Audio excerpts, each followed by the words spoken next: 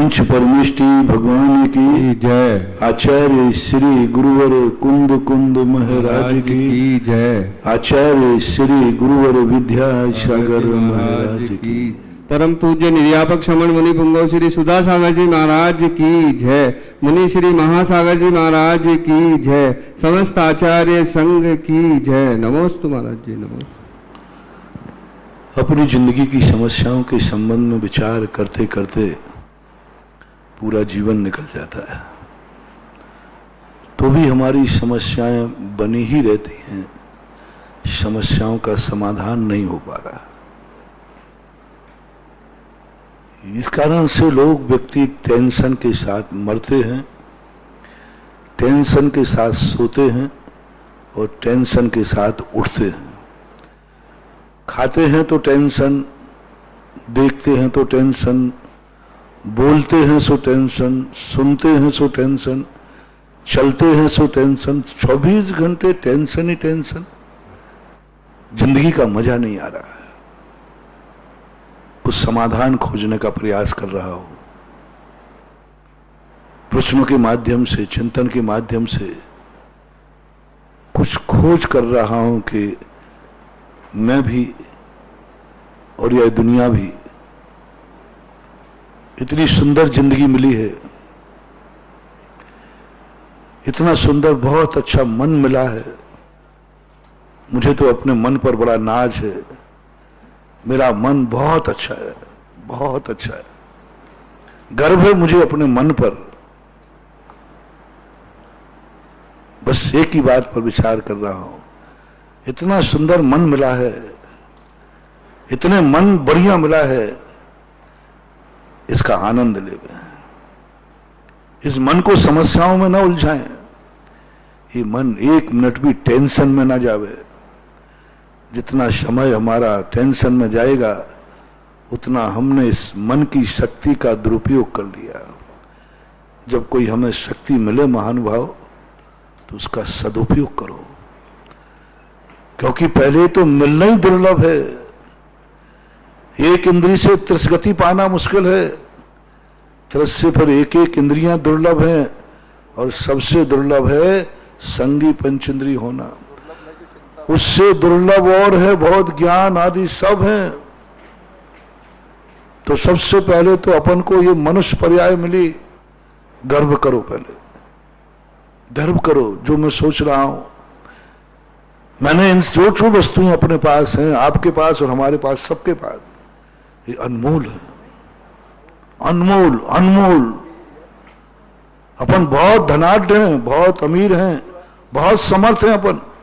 क्या कमी है अपने पास? मनुष्य पर्याय मिल गई, ये कम चीज मिली क्या? अनमोल चीज है।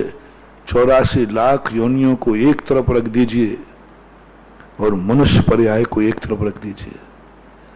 इस मनुष्य पर्याय इतनी अनमोल चीज को आप यूं मत गमाएं। शास्त्रों में आया कि मूर्ख व्यक्ति रत्नों को भी कौए भगाने में निकाल देता है, चंदन के बन का भी केवला बना बना करके रोटी खा लेता है। ऐसा ही इस मनुष्य पर्याय को पहले समझो कि तुम्हारी मनुष्य पर्याय कितनी मूल्यवान है, कितना मूल्यवान है। एक दिन भी दुरुपयोग ना हो जाए मनुष्य पर्याय का। तुम्हें हो या नहीं हो, मैं तो अपनी मनुष्य पर्याय से बहुत संतुष्ट हूं, बहुत खुश हूं। जब जब मैं अपनी मनुष्य पर्याय पर विचार करता हूं, बहुत आनंद से नाचता हूं। मैंने कितने पुण्य किए कि मैं मनुष्य बना। अनंत अनंत जीवों के बीच में सब अनंत अनंत पर्यायों को पार करके मनुष्य बन गया। यदि ऐसी फीलिंग हो जाए पहले अपन को, पहले तो फीलिंग कराना है कि जो तुम्हारे पास है ये तुम्हारी दृष्टि में क्या है, तुम्हारी दुनिया की दृष्टि में नहीं। दुनिया की दृष्टि से मैं नहीं पूछ रहा हूं, मैं शास्त्रों की दृष्टि से नहीं पूछ रहा हूं, मैं भगवान की दृष्टि में नहीं पूछ रहा हूं। सब लोग अपनी अपनी जिंदगी की तरफ थोड़े से मुड़ जाए, छोड़ो ये शास्त्रों की बातें। बाद में समझ लेंगे। पहले तुम खुद अपनी जिंदगी तरफ मुड़ो कि तुम्हें जो कुछ मनुष्य पर्याय मिली है, क्या इस पर तुम्हें गर्व है? क्या तुमने कभी आनंद लिया? मैं कितना पुण्य आत्मा हूं, मैं मनुष्य हूं। जब किसी कीड़े को देखता हूं, गर्व से मस्तक ऊंचा उठ जाता है। जब किसी चींटी को देखता हूं, गर्व से मस्तक ऊंचा दिख जाता है। जब इन पेड़ पौधों की, जब पृथ्वी कायों पर स्थित पंच स्थावरों को देखता हूं, गर्व से मस्तक ऊंचा उठ जाता है। जब इन पशुओं की स्थितियां देखता हूं तो सीना फूल करके 56 इंच का हो जाता है। मैं पशु नहीं हूं, मैं नारकी नहीं हूं, मैं विकलत्रय नहीं हूं, मैं मनुष्य हूं। कभी चिंतन करना महानुभाव, आनंद लो। रोते रोते जिंदगी निकल गई। भविष्य की महत्वाकांक्षाएं जो नहीं है हमारे पास, उसकी चिंता में हमारे पास जो है उसका आनंद खत्म हो रहा है। अतीत की स्मृति और अनागत की इच्छा, ये दो चीजें हमारी वर्तमान के आनंद से हमें वंचित कर रही। या तो अतीत की कोई बात स्मृति आ जाए, हमारी नींद हराम हो जाती है। हम खो देते हैं कि हम क्या हैं। आज का दिन हमारा कितना अच्छा है, हमें अतीत की याद आ गई। उसने ये कहा था, कल मेरा ऐसा हुआ था। बस इसी में हमारे घंटों निकलते, जिंदगी दिन भर निकल जाता है। अतीत की स्मृति, अरे निकल गया। जो वेददि वेदिज्यदि समये समये विनश्यदि उभयम तम जान गोदुनानी उभयम अभी नकंक अधिक गया। पूज्यवर कुंद कुंद भगवान कहते हैं, क्यों समय बर्बाद कर रहे हैं?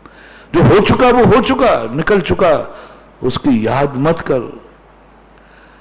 ना अतीत की स्मृति, ना अनागत की अपेक्षा, भोगोपभोग मिलने पर भी उपेक्षा। आचार्य महाराज का पद्यानुवाद है। ना अतीत की स्मृति, भूलो जितना भूल सको अतीत को। खास तौर से बुरी बातें भूलो,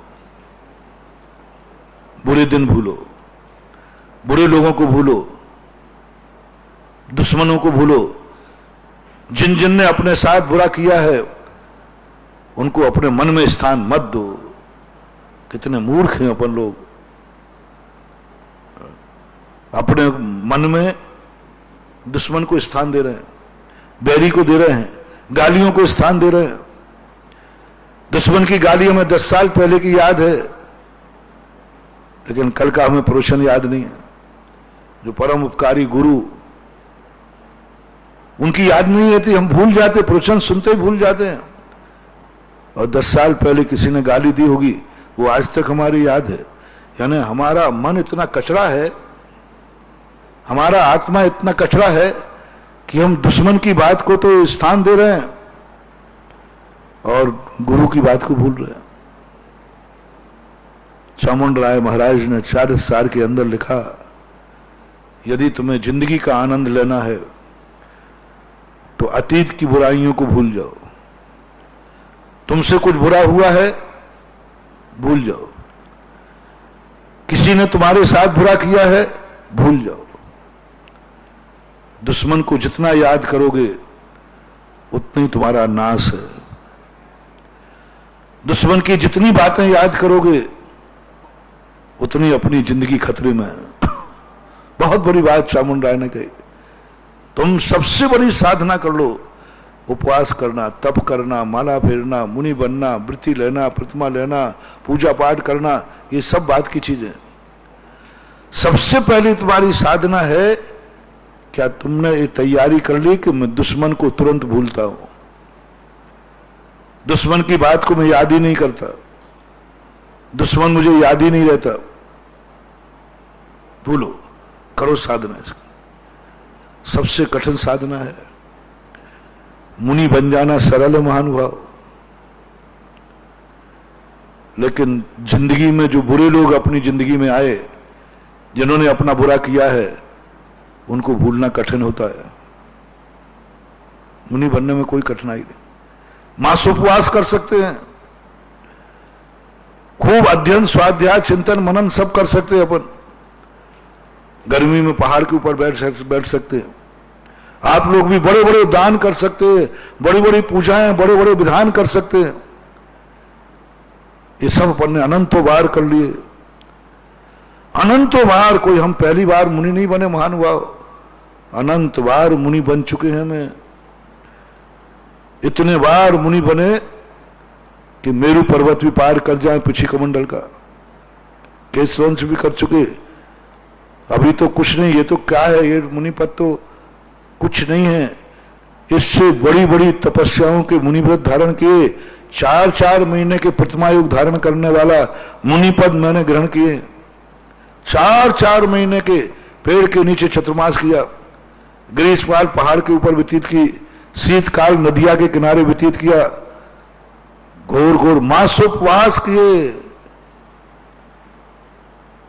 तो भी कुछ हासिल नहीं हुआ। क्यों? हम अतीत को नहीं भूल पाए,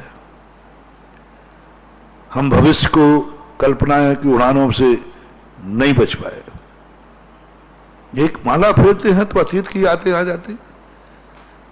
यदि किसी ने अपन से कुछ कह दिया हो और फिर माला फेरने बैठ जाए, देखो क्या होता है, दांत किस्मसान लग जाता है। दांत के हम माला हाथ में फेर रहे हैं और याद उसकी आ रही है, भगवान सामने बैठा उसकी याद नहीं आ रही। भगवान सामने बैठा कि हे भैया तुम मेरे याद कर, मैं सामने हूं, नहीं, भगवान के सामने वो दुश्मन याद आता है।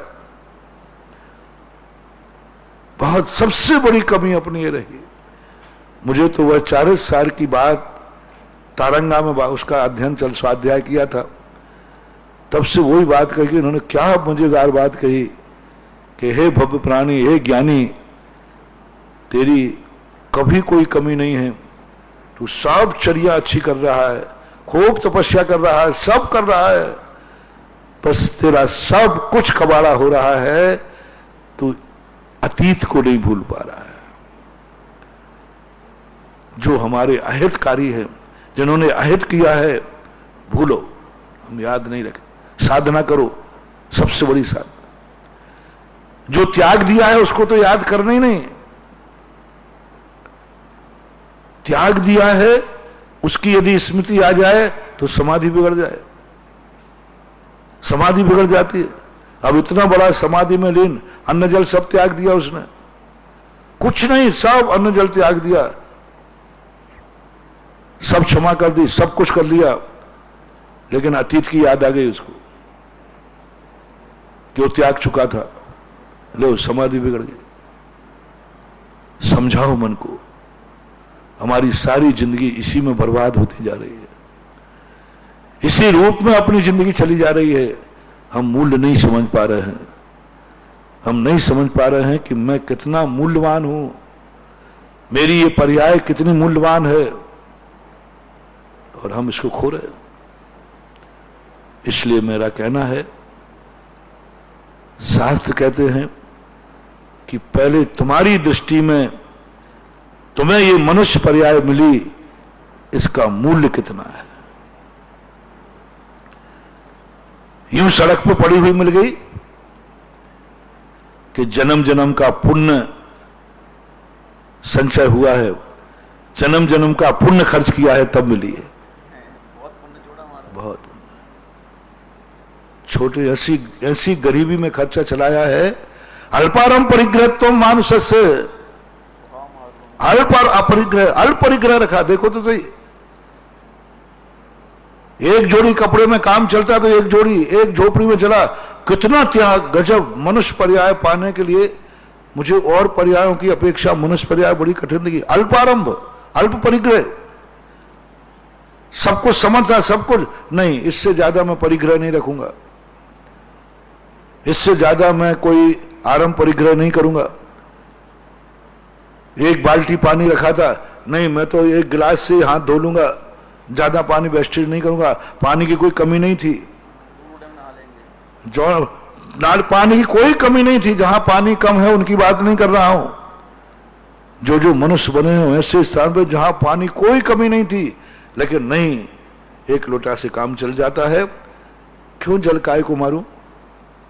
एक एक बूंद बचाया उसने, एक बूंद भी पानी बचा तो उसने फेंका नहीं, एक बूंद में 36,450 जीव हैं। देखो तुम्हारी मनुष्य पर्याय की कीमत बता रहा हूं। एक बूंद पानी में जब फेंकने की बात आई, नहीं मैं नहीं फेंकूंगा, क्यों 36,450 जीवों की हत्या हो जाएगी, हत्या हो जाएगी। मैं नहीं पूछ, बिना छना पानी है, छान लिया तो जलकाय जीवों की बिरादना असंख्यात की, जितना काम चाहिए था। निषेध नहीं कर रहा हूं, उपयोग का निषेध नहीं कर रहा हूं, फेंकने की बात कर रहा हूं। यूं लोटा जाके के नहीं ढाले, जब पैर एक गिलास में आधे लोटे से पैर धुल सकते हैं तो एक बाल्टी पानी में क्यों डाला? एक लोटे से मुंह धुल सकता है तो बाल्टी भर या वॉश बेसिन चालू क्यों रखते हो? पूर्व भाव में सब मनुष्यों ने, अपन सब ने एक एक बूंद पानी के प्रति किसी और कारण से नहीं बचाया। पानी की कमी है इसलिए नहीं बचाया, इसलिए कि इसमें जीव है, इनसा आरंभ है। क्यों? अपन ने छोटे से काम में चलाया, छोटे से में जिंदगी चल रही, पृथ्वी का जीवों को दुख नहीं पहुंचाया। यहां तक कि यहां पर कभी मन होता था तो लकड़ी से जमीन भी नहीं खोदी। क्यों? एक पत्थर उठा के यूं नहीं फेंका। क्यों? अनर्दन इतना आरंभ कम किया। पत्थर चाहिए था तो फोड़ लिया, मकान बना लिया, लेकिन व्यर्थ में नहीं किया। नहीं, इतना संयम तुमने पाला, एक पत्ता नहीं तोड़ा तुमने, कभी पैर नहीं रखने का भाव किया। आवश्यक हुआ तो खेती भी की, किसानी की, लेकिन व्यर्थ में तुमने एक डाली भी नहीं टूटी, व्यर्थ में अग्नि नहीं जलाई। त्रस्त जीवों के लिए ओहो इतना करुणा, इतनी करुणा, आरंभ नाम की कोई चीज ना के बराबर कम से कम में कम चल रहा है। कम से कम 0 पावर में चल रहा है, 60 पावर नहीं लगाया, क्या करना, चल रहा है ना 0 पावर, अग्नि भी बचाया। त्रस्त जीवों के प्रति तो इतनी दया, कम से कम आरंभ। और परिग्रह बड़े संतोष थे। दुकान चलाने बैठ जाए तो शाम तक करोड़ों गिने, क्या करना है, साईं उतना दीजिए, जा मैं कुटुंब समाये, मैं भी भूखा ना रहूं और साधु ना भूखा जाए। बस भगवान करना क्या है, उसकी बात नहीं कर रहा हूं जिसकी किस्मत में लिखा नहीं है, जो कमा के नहीं जानता, जो जिस सोने को छुए वो माटी हो जाए, उसकी बात नहीं कर रहा हूं।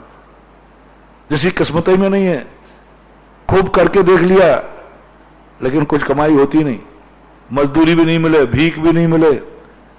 मैं उस महामना की, अपन लोग कौन थे, तुम्हारी तो तुम जानो, मैं कौन था मैं बता रहा हूं।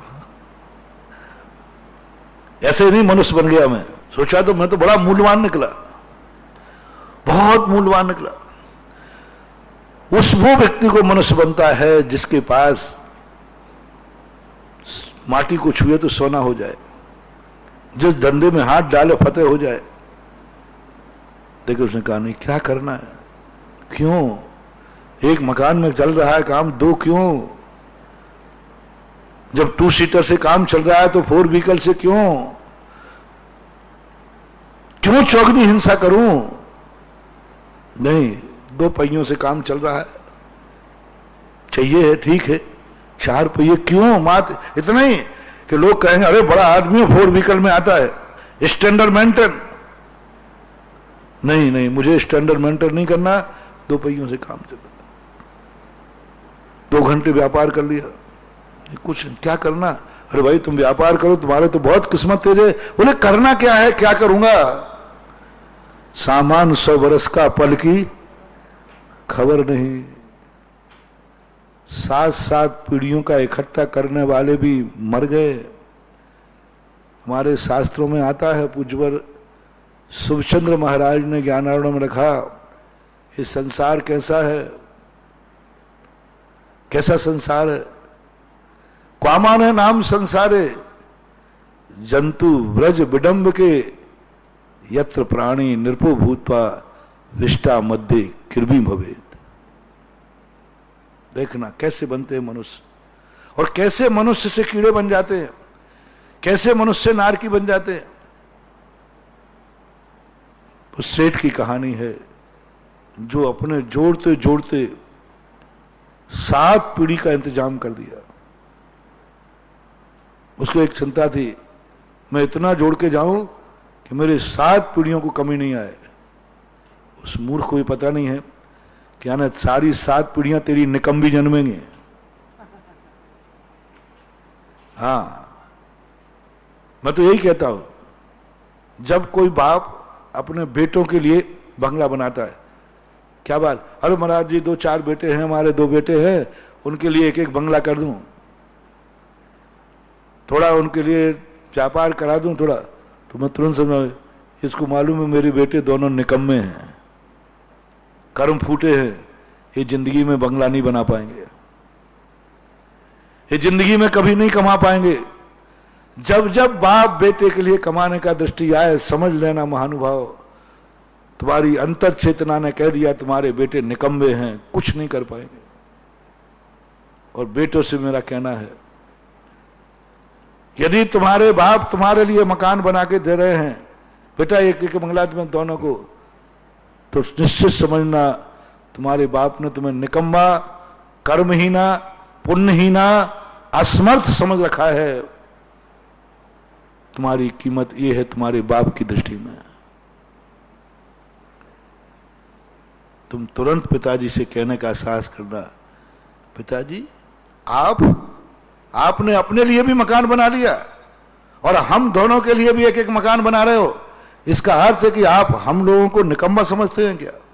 आपके बेटा हूं, आप मुझे पुण्यहीन समझते हो जो तुम मुझे मकान बना के छोड़ के जा रहे हो। ये पिताजी मेरा अपमान है, ये अपमान है, मुझे निकम्मा मत समझो। पहले के राजकुमार ऐसे होते थे, पिता की संपत्ति पर कभी पिता देता तो कहते थे नहीं मैं खुद कमाऊंगा। चक्रवर्ती के बेटे कह गए, बड़े बड़े लोग, हमारे शास्त्रों में ऐसी बहुत सारी कहानियां आती, बरांग चरित्र में बरांग की ऐसी कहानी आती है। उसके पिताजी बहुत सारी संपत्ति बेटे के लिए, उन्होंने कहा बेटा ये सब राज्य में तुझे जोड़ रहा हूं, ये सब मकान तुझे जोड़ रहा हूं, ये सब तेरे लिए कर रहा हूं, मेरे लिए तो क्या, मेरी जिंदगी तो निकल गई, छोटी सी रह गई। तो वो कहता है बरांग पिताजी क्या मामला है, आप मुझे समझते क्या है,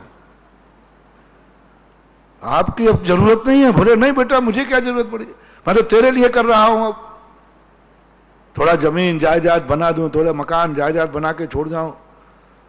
बरांग कहता है कि पिताजी मुझे निकम्मा समझते हैं, पिताजी मुझे पुण्यहीन समझते हैं, पिताजी की दृष्टि में मैं कर्म फूटा आदमी हूं, कर्म जला आदमी हूं। आप लोग बोलते ना, उसको टीस लगी। मात पिताजी ने इतना ही कहा कि बेटा ये सब मैं तेरे लिए जोड़ रहा हूं, सब तेरे काम आएगा, मुझे तो क्या करना, मेरी जिंदगी तो निकल गई, अब मेरे तो कोई ना कोई शौक है ना कुछ है। थोड़ा महाराज जी का चेला जरूर है, तो ये सुधा सागर है, ये दान फान के पीछे पड़े रहते हैं, तो थोड़ा बहुत दान करना पड़ता है, बाकी मेरी तो कोई जरूरत नहीं।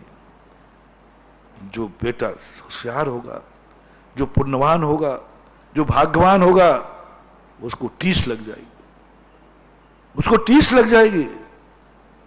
और जो पुण्यहीन होगा, भाग्यहीन होगा, वो पिता के पैर पड़ लेगा, ओहो पिताजी आपको मेरी इतनी चिंता, आप मेरे लिए इतना कर रहे हैं, मेरे लिए बंगला बना रहे हैं।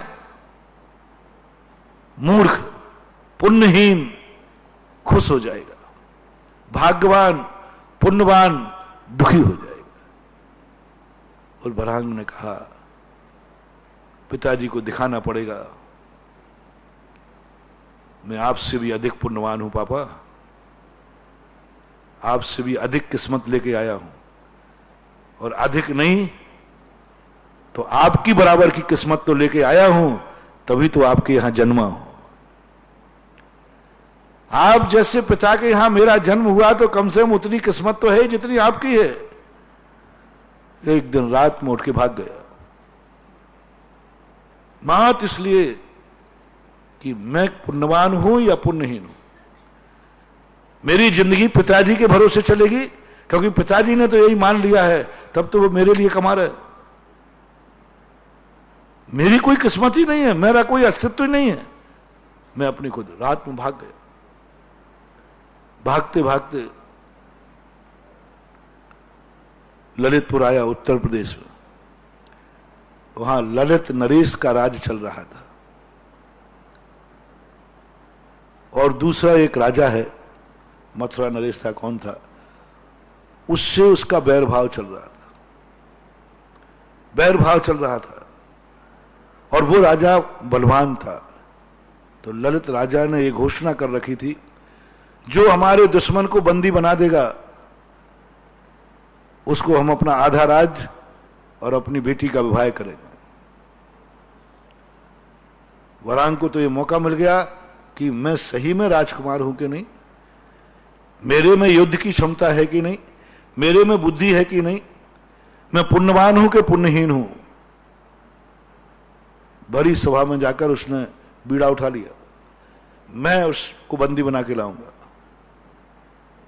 युद्ध हुआ, बंदी बनाकर के ललित नरेश के चरणों में डाल दिया उनके दुश्मन को। बहुत लंबी कहानी है, छोटी कर रहा हूं। और वहां डालने के बाद कहा, ये पकड़िए।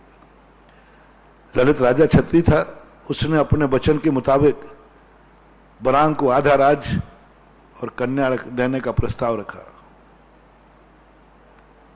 तो ललित जो बरांग था वो कहता है, नहीं, जब मैंने पिता की ही संपत्ति ठुकरा दी तो ससुर साहब की क्या संपत्ति लूंगा, लेकिन विवाह जरूर करूंगा, क्योंकि पिता की बेटी बहन होती है, उसको तो साथी बनाया नहीं जा सकता, लेकिन ससुर की बेटी जो है वो तो पत्नी बन सकती है। मैं कन्या तो स्वीकार करूंगा, राज्य नहीं। मैं राज्य परिश्रम से कमाऊंगा, और राज्य में वही लूंगा जो मैंने जीता है। और वो राज्य जीतने वाला राज्य मिलना नहीं था, क्योंकि जिसने जीता था, जिसको जीता था, उसने शरण में आ गया। अच्छे राजा शरण में आने के बाद उसको राज्य लौटा देते हैं। जो राज्य मैंने जीता है मैं उसी को लूंगा। रामायण के अंदर भी आया, राम और लक्ष्मण तो दोनों एक ही राज्य को संभालने के लिए नियुक्त हो गए। भरत तो बैरागी था ही, शत्रुघ्न राज्य लेने को तैयार नहीं। बोले क्यों? बोले भैया, ये अयोध्या की राजगद्दी आपकी है, आप बड़े हैं, मैं राजगद्दी नहीं दूंगा।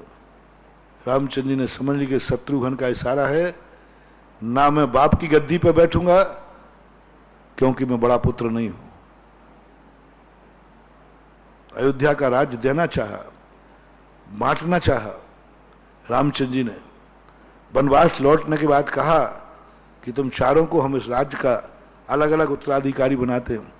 शत्रुघ्न ने कहा, नहीं भैया, ये नहीं होगा, ये नहीं होगा, मैं बाप पिताजी के राज्य की राजगद्दी पर नहीं बैठूंगा,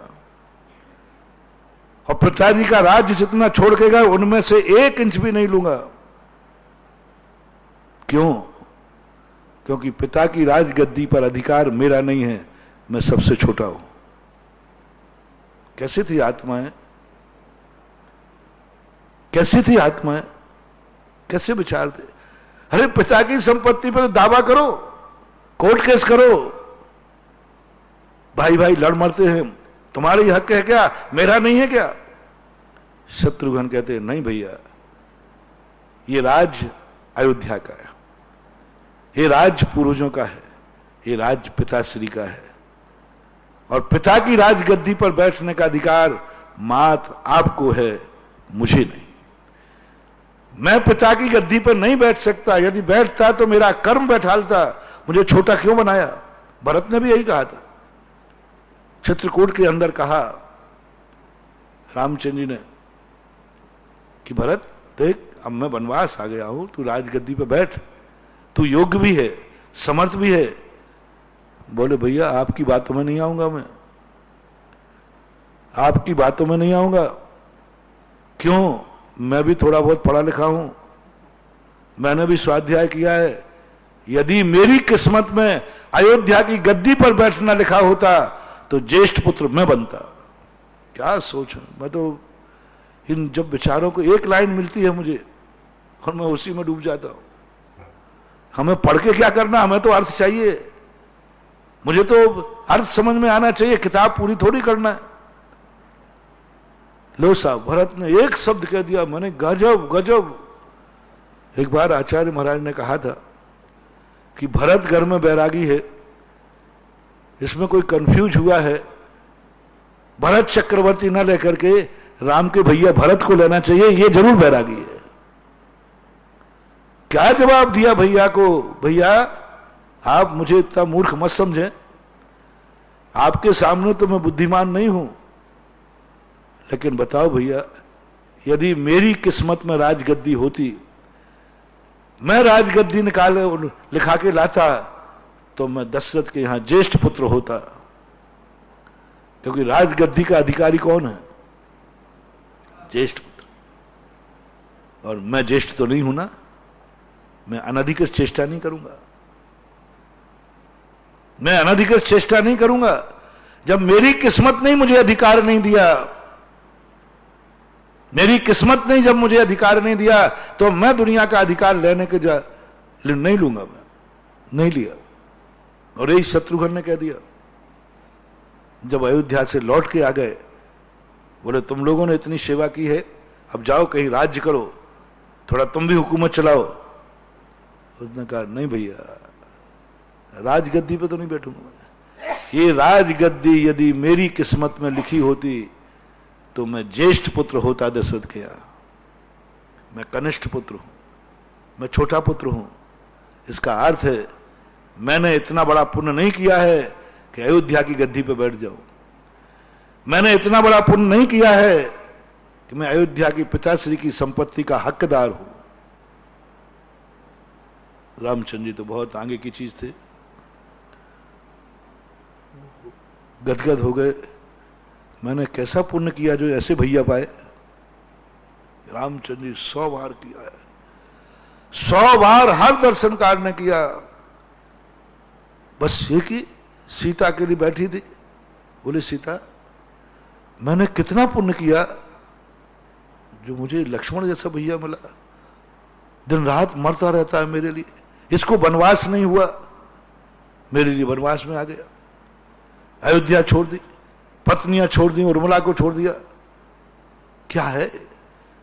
मुझे सुलाता है और ये जागता रहता है।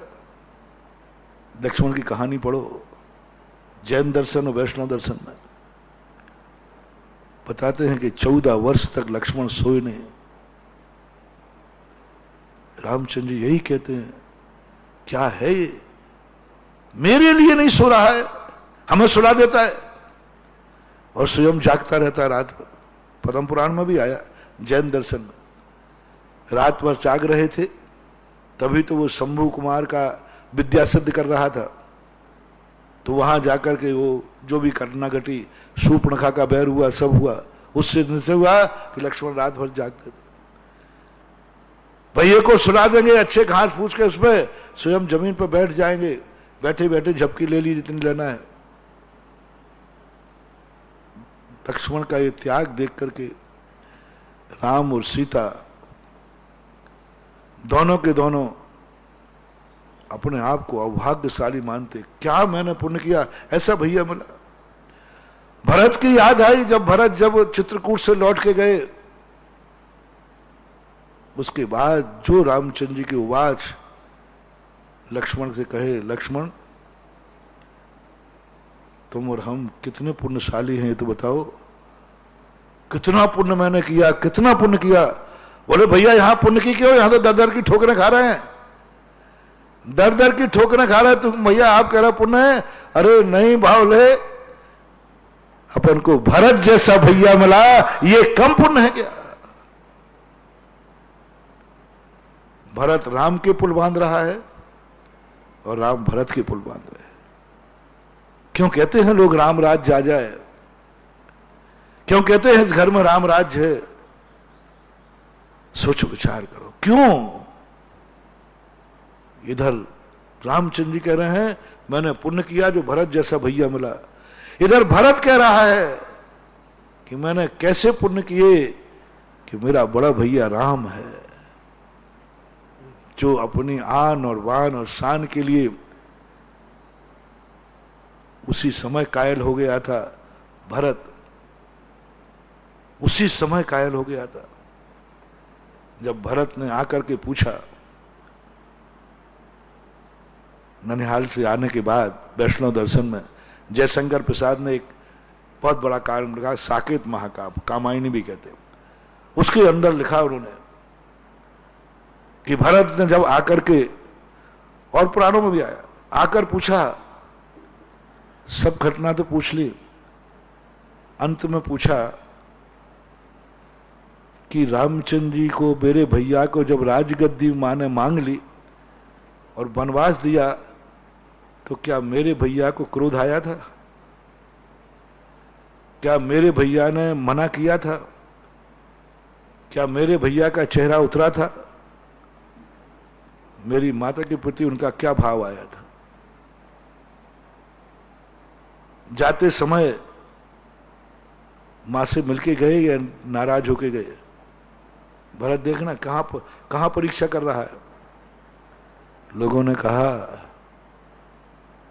जब ये मिला तो रामचंद्र ने यही कहा, क्या फर्क पड़ता है, क्या फर्क पड़ता है, गद्दी पर मैं बैठूं या मेरा भैया बैठे, क्या फर्क पड़ता है, हम कोई अलग थोड़ी हैं।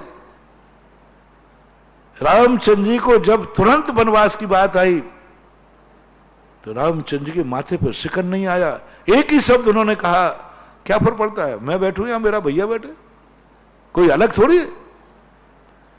पिताजी से कहा उन्होंने, पिताजी आप चिंता क्यों, मुझे तो राजगद्दी दे ही रहे थे ना, तो मैं बैठूं या भरत बैठे इसमें क्या फर्क पड़ने वाला है, आपके तो दोनों ही बेटे हैं, क्या फर्क पड़ने वाला है, क्यों। तब दशरथ कहते हैं, राम यहां तक तो मैं संतोष कर लूंगा, चल तेरी उदारता है कि तू ना बैठ के भरत बैठ जाएगा, लेकिन कष्ट मुझे इसका नहीं है कि तू राजगद्दी पर नहीं बैठ रहा है, कष्ट इसका है कि कैकेयी वनवास भेज रही है तुझे। फिर रामचंद्र जी कहते हैं, क्या धर्म से बड़ा भी मैं हूं? नहीं पिताजी, ऐसी गलती मत करो। जब भरत को ये बातें पता चली, भैया ने ये कहा था कि मैं ना बैठ करके मेरा भरत बैठेगा, क्या फर्क पड़ता है, बोले भैया ने ये कहा था, बोले हाँ ये कहा था। माता कैकेयी के प्रति बोले आशीर्वाद लेके गए हो, आशीर्वाद लिया मेरे भैया ने इसका। भरत तो कहती है तुम मां ही नहीं मेरी, भैया ने मेरी मां के पैर पड़े थे, हाँ सबसे पहले पैर पड़े थे, कौशल्या से पहले कैकेयी के महलों में गए और माता के पैर पड़े और आशीर्वाद मांगा, मां आशीर्वाद दो, मैं तुम्हारी भावना के अनुसार खरा उतरूं।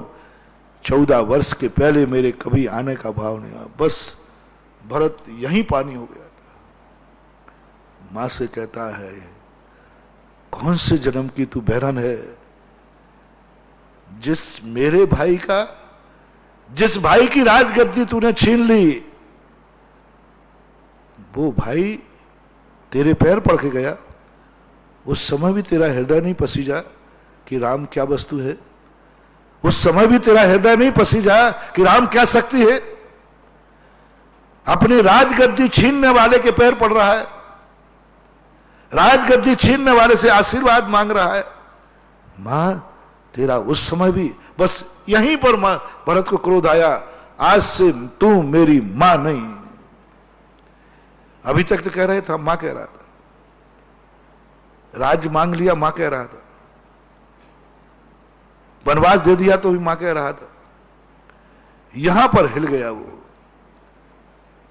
यहां पर हिल गया कि रामचंद्र मेरा भैया मां के पैर पड़ के गया, आशीर्वाद लेके गया।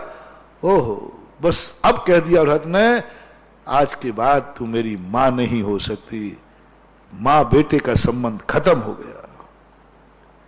इतनी कठोर मेरी मां कि पैर पड़ते समय, आशीर्वाद मांगते समय भी नहीं समझ पाई तू कि राम क्या है। बस उसी समय फैसला कर लेते, बाकी शायद न जाते। शायद राजगद्दी मिल गई थी, ठीक है, मां ने मांग ली थी। यदि रामचंद्र जी उस समय थोड़ा सा प्रतिवाद करते, क्या हक है मेरे राज्य गद्दी छीनने का, कौन छीन सकता है, पंचायत बैठा लो। यदि रामचंद्र जी पंचायत बैठा लेते और क्रोध कर लेते और कैकेयी का नमस्कार करके नहीं नमोस्त पैर छूकर ना जाते, तो शायद भरत भी चित्रकूट नहीं जाता। शायद भरत अपनी जिंदगी को ऐसा परिवर्तन नहीं कर पाता। शायद, कल्पना तो होनहार को तो कौन रोक सकता है, सर्वज्ञ भगवान जाने। अपने सोच के कारण जो मैंने सोचा, क्योंकि जब भरत लौट के आया, तब लौटने के बाद जो भरत की पूरी रीडिंग चल रही थी, मैं भरत के मन पर केंद्रित था, भरत को पढ़ रहा था। भरत जब लौट के आया, अब मैं पूरे उवाचों में, चाहे तुलसीदास ने लिखा हो, चाहे वाल्मीकि ने लिखा हो, चाहे रविशरण महाराज ने लिखा हो, किसी ने भी लिखा हो, मैंने उस प्रसंग को जरूर देखता हूं कि लेखक इस समय भरत की क्या मनोदशा करता है। मेरी दृष्टि भरत के मनोदशा पे थी। संवाद हुए, हर संप्रदाय में संप्रदाय हुआ, लेकिन संवाद के बाद भरत पर क्या प्रभाव पड़ रहा है, कोई ज्यादा खास प्रभाव नहीं पड़ा। मां ने राजगद्दी मांगी, वनवास हो गया, ऐसा होगा, पिताजी चले गए। भरत कह रहा, अच्छा पिताजी मर गए, सब करके आश्चर्य था। लेकिन जो हृदय परिवर्तन हुआ, बस उसी समय अयोध्या से कहा, मैं भैया को लौटाने जाऊंगा। ऐसा भाई, जो भाई राज्य छीनने वाली मां के पैर पड़ के गया, वो भी सगी मां नहीं, सौतेली थी। कोई भी बेटा सौतेली मां से प्यार नहीं करता। संसार की नीति है,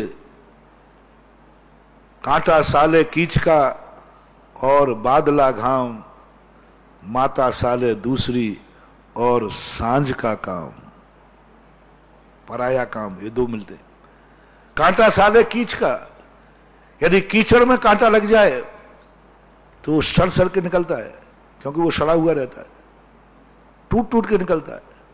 कांटा साले कीच का और बादला घाम, थोड़ी देर में धूप, थोड़ी देर में बादल। वो धूप बहुत खतरनाक होती है। और बादला घाम यानी धूप, तावड़ा।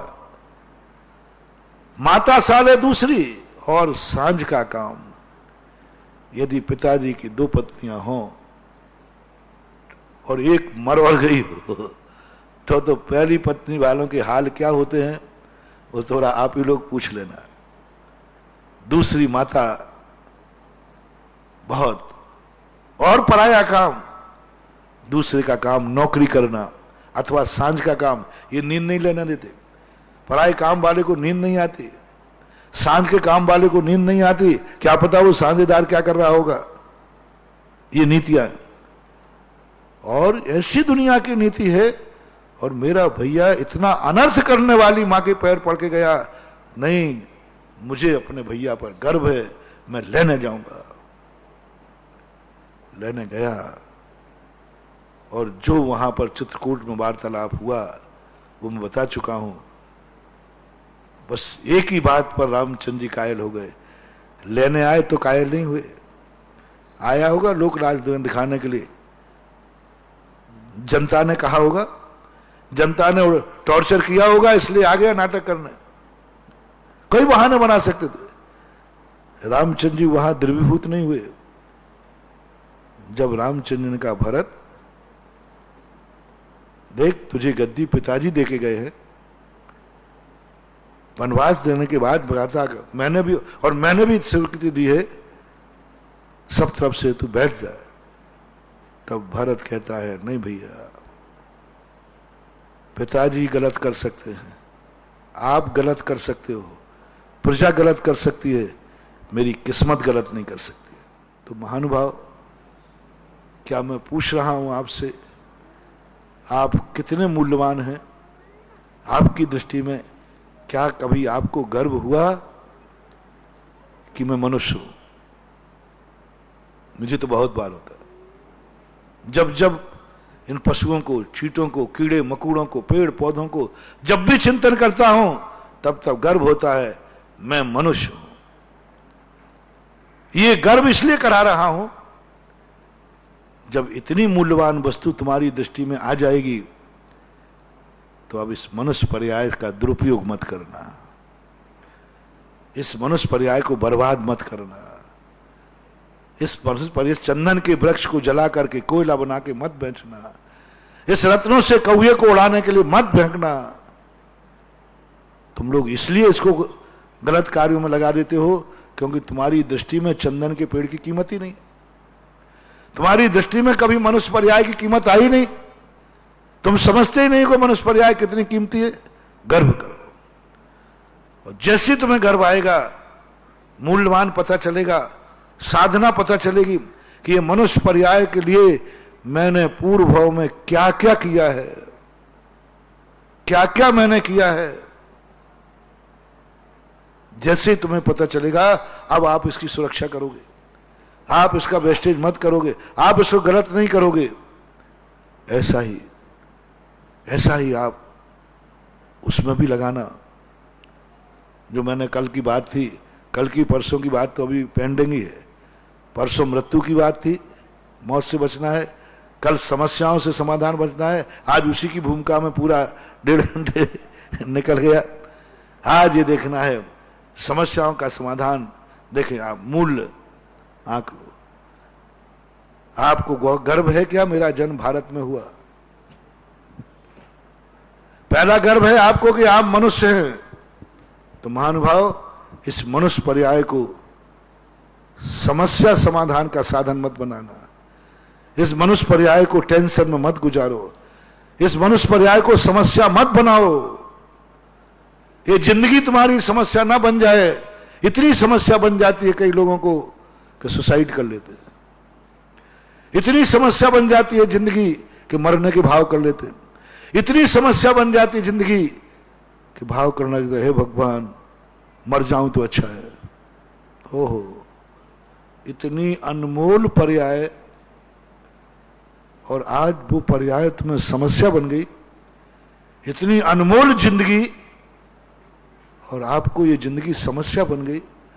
इतनी अनमोल जिंदगी और आप इस जिंदगी से ऊब गए, बोर हो गए, थक गए। क्या है तमाशा है? महानुभाव, होमवर्क लो, अपनी जिंदगी को कभी समस्या मत बनाना। दूसरे की समस्या की बात तो कल कही थी। अपनी जिंदगी को कभी समस्या मत बनाना। अपनी जिंदगी को समस्या समाधान में जिंदगी मत खपा देना। जिंदगी की समस्याओं का समाधान करते करते मौत के घाट पर मत चले जाना।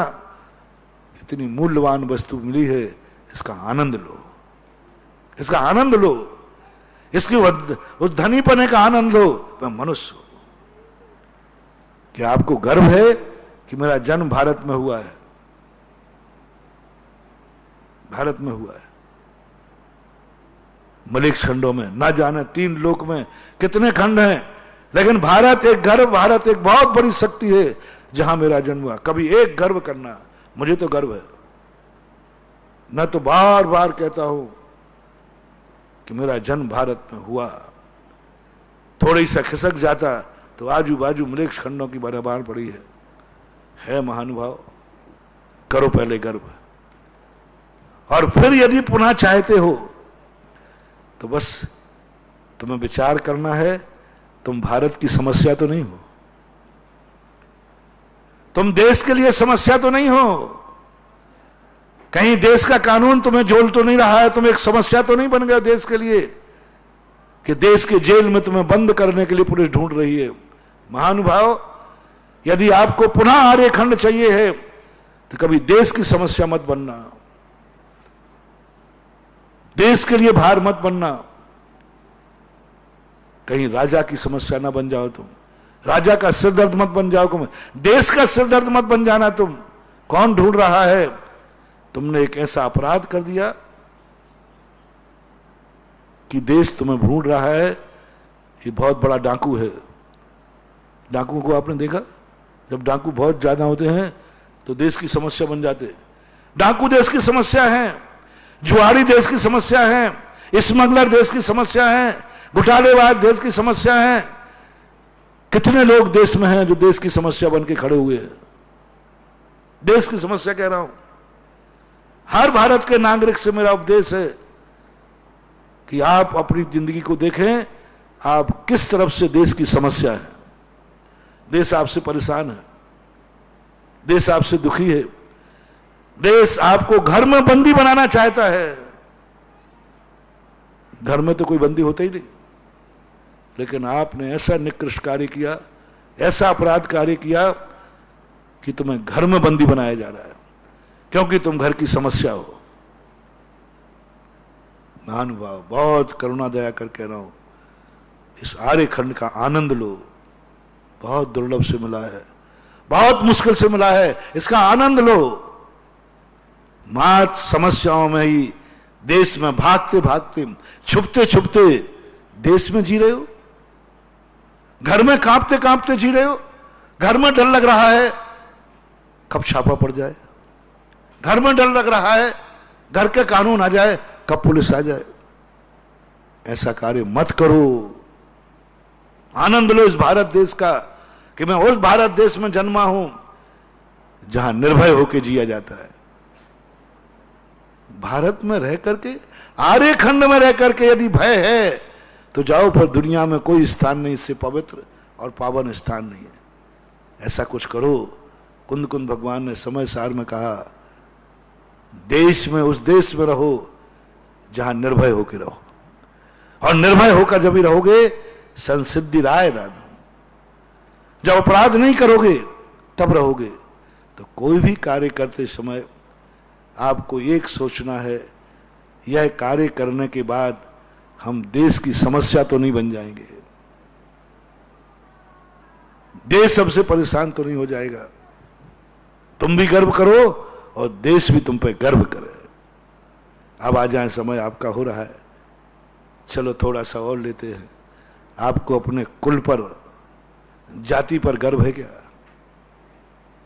बहुत मुश्किल से मिलती है रे जैन जाति, बहुत मुश्किल से, बहुत मुश्किल से। जैन कुल में जन्मा अभिमान करो रे, एक भजन गाते ना, तू जैन कुल में जन्मा अभिमान करो रे, बहुमान करो रे, सम्मान करो रे। बस एक ध्यान रखना, कहीं तुम जैन जाति की समस्या तो नहीं बन गए हो, जैन जाति का सिरदर्द तो नहीं बन रहे हो, तुम्हारे कारण जैन जाति कलंकित तो नहीं हो रही है। यदि हो रही है तो तुम बहुत बड़ी जिंदगी में समस्या में पड़ोगे, क्योंकि तुमने जैन जाति को जन्म लेकर समस्या में डाल दिया। तुम्हें पाकर जैन जाति को गर्व होना चाहिए। जैन जाति की समस्या बनो, जैन जाति को गौरवान्वित करो। ऐसे ही कुल में आ जाइए। क्या तुम्हें अपने कुल पर गर्व है कि मुझे ऐसा कुल मिला जिस कुल में कोई पाप नहीं होता, जिस कुल में कोई शराब नहीं पीता, जिस कुल में कोई जुआ नहीं खाता, जिस कुल में कोई सब छान के पानी पीते, सब दिन में भोजन करते, सब भगवान के मंदिर में जाते, सब वो क्या बढ़िया कुल मिला है मुझे, ऐसा कुल मिला मेरा, ऐसा कुल मिला। बस उस कुल की समस्या मत बनना। ऐसा कोई कार्य मत करना कि कुल में कलंक लग जाए, दाग लग जाए, पूरे कुल को रोना पड़े। कल परसों के प्रवचन में ऐसा कोई कार्य मत करना जिससे सारा कुल रो रहा हो। समस्या बन गए हो तुम। आजकल के बेटा बिटिया समस्या बन गए। यही तो कल या परसों प्रसंग चला था। आज माँ बाप के लिए हर बेटा बिटिया समस्या बन गया है।